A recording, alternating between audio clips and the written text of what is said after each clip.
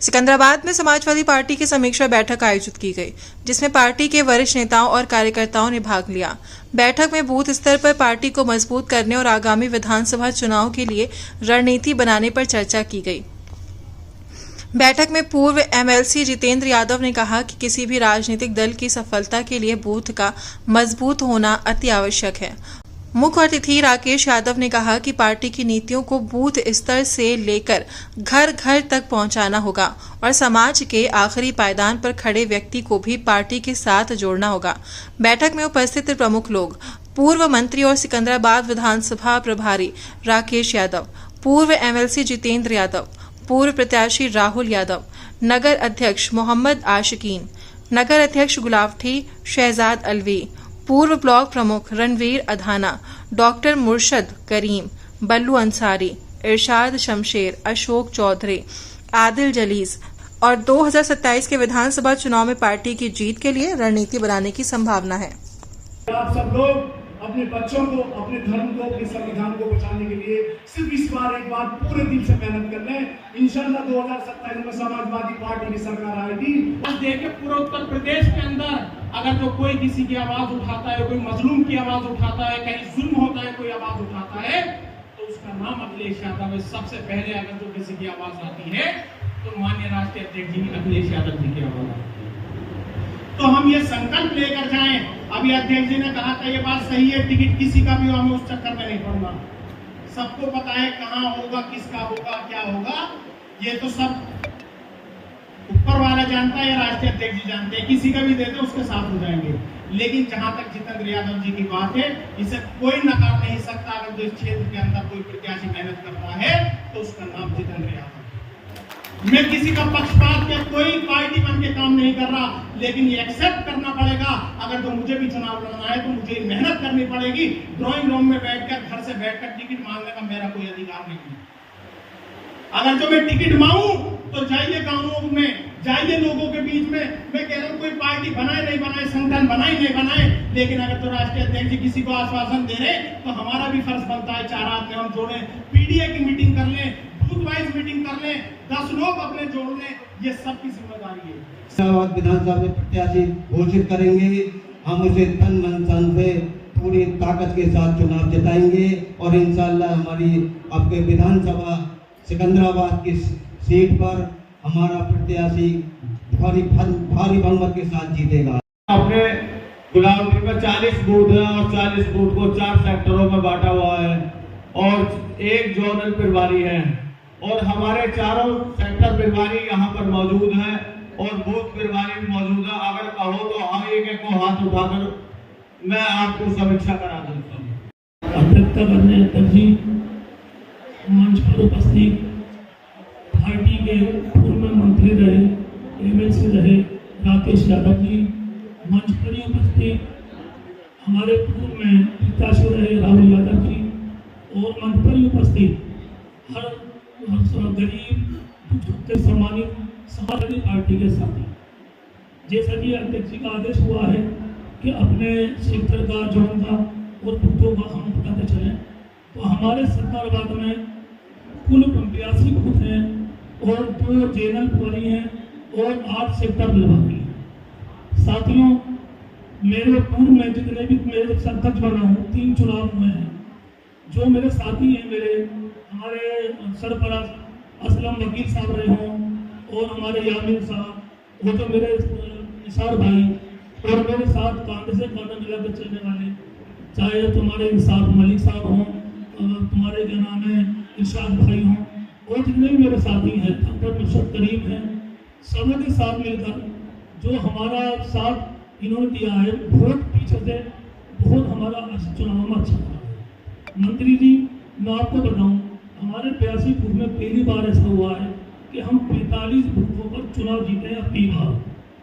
कोई मैं ये नहीं कहता कि मैं अकेले को सीधे जाता है, लेकिन हमारे जितने भी कुल बूथ 433 बूथ हैं, 433 बूथ में बहुत कम मार्जिन है चुनाव जीतने का और हारने का। हम यहाँ से ये संकल्प लेके उठे कि हमारे लगभग 250 बूथ, 435 में 250 बूथ ऐसे हैं कि जहाँ हम आराम से 100 बूथ पा सकते हैं। अगर उन हम बूथों पर 50 और 100 वोटों की मेहनत करें तो आने वाला 2027 का चुनाव हम आराम से जीत सकते हैं। इसके लिए करना क्या है? इसके लिए करना ये है कि हम इसकी पहले से ही तैयारी कर लें और अपने बूथों को ये देख लें कि हमारी कमी क्या है।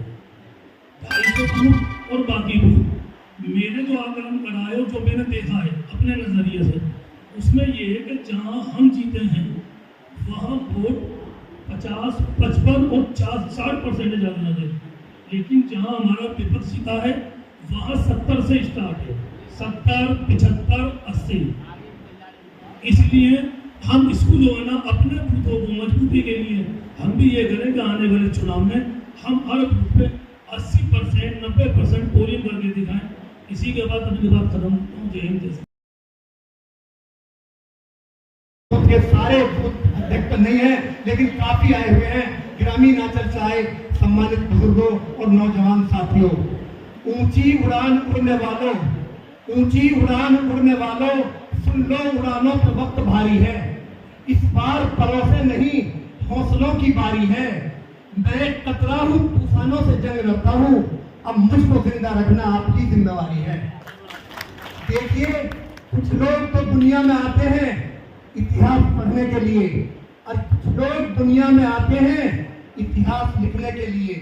मैं अपने राष्ट्रीय अध्यक्ष जी का बहुत हृदय की गहराई से अभिनंदन करता हूं कि उन्होंने राकेश यादव जी जैसे प्रभारी बनाकर सिकंदराबाद भेजे हैं। मैं समझता हूं कि 2027 में ये इतिहास लिखकर जाएंगे। राकेश पिछला चुनाव जो हुआ था उत्तर प्रदेश में शायद ही ऐसी कोई विधानसभा रही होगी जो लगभग 1 लाख वोट लाके भी हम चुनाव यहाँ पे हार गए थे। और वो 1 लाख वोट जो आई थी ना, वो जो यहाँ जो जितने लोग बैठे हैं आप देख रहे हैं पीछे से लेकर आगे तक, इन सब लोगों का खून पसीना लगा था, तब जाके वो 1 लाख वोट आई थी। 1 लाख वोट अपने आप में मायने रखता है।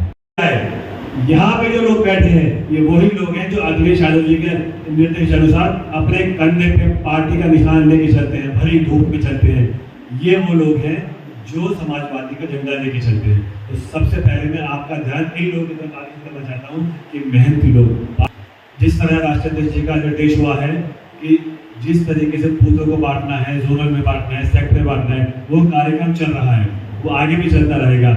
आपके आशीर्वाद से, आपके निर्देश अनुसार, माननीय विधायक जितेंद्र जी के आशीर्वाद से, उनके अनुसार से, बाकी मौजूद लोगों के उससे आने वाले अगले विधानसभा चुनाव में हम सबका महबूब नेता अखिलेश यादव जी मुख्यमंत्री बने।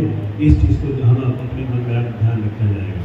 धन्यवाद एक बार भी करता हूँ। जिस तरीके से अध्यक्ष जी आपने रिश्पाल प्रधान जी को आज जिले के उपाध्यक्ष की जिम्मेदारी दी है, एक जाटो नौजवान को जिस तरीके से आपने सभी भाई आपने विधानसभा का अध्यक्ष बनाया है, ये बात सिद्ध करती है कि माननीय अखिलेश यादव जी की जो पीढ़ी की लड़ाई है उस लड़ाई को मजबूत करने का काम आज समाजवादी पार्टी यहाँ पर कर रही है। तो पूरी जिम्मेदारी से कहना चाहता हूँ, मुझसे पहले सबने अपनी अपनी बात करी, लेकिन हाँ माननीय मंत्री जी इतना विश्वास से कहना चाहता हूँ, सोचिए कि समाजवादी पार्टी का जो उम्मीदवार यहाँ से चुनाव लड़ेगा उसके लिए हम यहाँ पर पूरा का पूरा प्लेटफॉर्म तैयार करने का काम कर रहे हैं। हमारे बूथ पे जाने का काम करेंगे। मैंने हमारे जिला अध्यक्ष जी के सामने पहले कह दिया कि मैं विधानसभा अध्यक्ष और उनके लोगों को एक एक गांव के अंदर जा करके कौन दलित है, कौन पिछड़ा है, कौन यहाँ पर कुम्हार है, कौन प्रजापति है, कौन, सबकी एक सूची बनाने का काम करो और उनके साथ समाजवादी पार्टी के साथ जोड़ने का काम करो। ये सवाल ने समाजवादी पार्टी के प्रत्याशी को कैसे जीत दिलाई जाए, किस रणनीति के तहत चुनाव लड़े समाजवादी पार्टी के प्रत्याशी, उसी के परिप्रेक्ष्य में पार्टी नेतृत्व के आदेश पर विधानसभा सिकंदराबाद की समीक्षा की जा रही है। यहाँ पर उपस्थित सारी यूथ के फ्रंटल के जिनके अध्यक्ष हैं, उनकी सारी कमेटी के सदस्य, विधानसभा और जिले की सारी कमेटी के सदस्य, जोनल प्रभारी, समस्त की कमेटी के सदस्य, उपस्थित समाजवादी पार्टी के 16 सेक्टर के अध्यक्ष और उनकी कमेटी, मंच पर उपस्थित सम्मानित सभी साथी, अभी सब लोगों ने बिंदुवार ये बताया कि ये समीक्षा बैठक की जरूरत क्या है, इसको करने की जरूरत क्या पड़ेगी। हम हमेशा करते हैं इसी के इनका मुकाबला करने के लिए, इनकी जो गलत नीतियां हैं उनको मुंहतोड़ जवाब देने के लिए समाजवादी पार्टी के राष्ट्रीय नेतृत्व ने हर विधानसभा में एक रणनीति बनाई है। उसमें जितनी कमेटी है विधानसभा की, सिकंदराबाद में 3 नगर है, सिकंदराबाद, गुलावटी और ककोट। आपने पिछले चुनाव में देखा होगा, सबसे बड़ी बात कि हर बूथ पे वोट कटवा दिए गए थे। है जानकारी आपको? जब बूथ का वोट कटेंगे तो आप जब वोट डालने जाओगे, जब आपका वोट नहीं होगा तो आपको प्रत्याशी कैसे जिताओगे। इसलिए सबसे पहले ये भी रणनीति बनानी है कि जो बीएलए जो है उनका भी एक सारा सामंजस्य बनाकर इस पे भी नजर रखनी कि हमारे जितने वोट हैं वो सब बन जाए। दूसरा, कहीं कोई पोलिंग स्टेशन है, जैसे नियरेस्ट पोलिंग स्टेशन जो आपके हैं, लेकिन आपके वोट लगा दिए दूरवाली पोलिंग स्टेशन, ये भी जिले की अध्यक्ष जी, ये जिले की जिला कमेटी और महासचिव की ड्यूटी होती है कि आपके जिला निर्वाचन अधिकारी के पास जाके इसकी पहले ही सारी समीक्षा कर ले और तब इनका संशोधन करना है। क्योंकि देखा, वोट यहाँ है, पोलिंग स्टेशन यहाँ है, लेकिन उनका वोट लगा 3 किलोमीटर दूर जाके, तो जाने आने में सुविधा होगी। इसलिए इस पर भी नजर रखने की जरूरत है। हम लोग अभी यहाँ रहेंगे, इस पर बैठ के समीक्षा करेंगे, ब्लॉक की समीक्षा करेंगे, ब्लॉक में कितने पदाधिकारी क्या काम कर रहे हैं, बोर्ड बना रहे हैं, किन किन की कमेटी ठीक है, फ्रंटल के अध्यक्ष हैं वो अपना काम कर ही रहे हैं।